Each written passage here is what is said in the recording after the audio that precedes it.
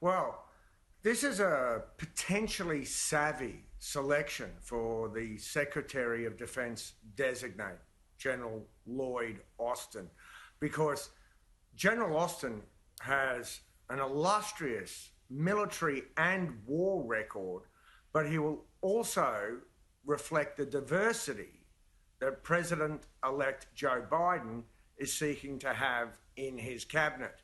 Now, General Austin physically is just a great big bear of a man, and he's a southerner coming from Mobile, Alabama.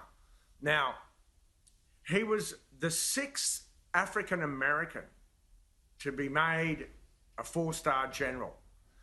He was the first black man to ever lead an Army Corps in combat, and he was also the first black man to command an entire theatre of war. And as you say, he would become the first black Secretary of Defense.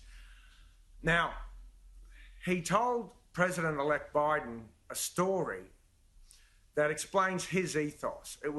It's something that when he was a baby lieutenant, his first platoon sergeant told him. He said, if you focus on your people, if you take care of them, if you get out in front and lead them, they will refuse to let you fail.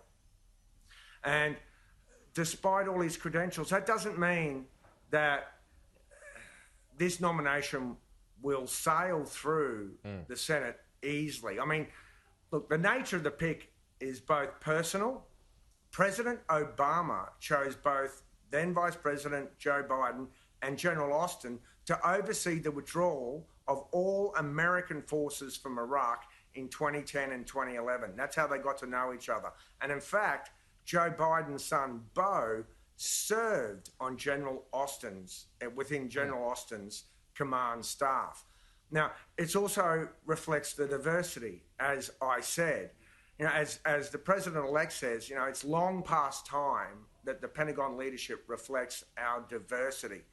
But yes, under American law, a general cannot become Secretary of Defense unless they've been out of the Army for at least 7 years, because they don't want the Secretary of Defense, which should be a civilian oversight position, to be too cozy with the generals. So they're going to have to ask for a congressional waiver. Now, one was given for President Trump's Secretary of Defense, General Jim Mattis, and they're going to be seeking that here too.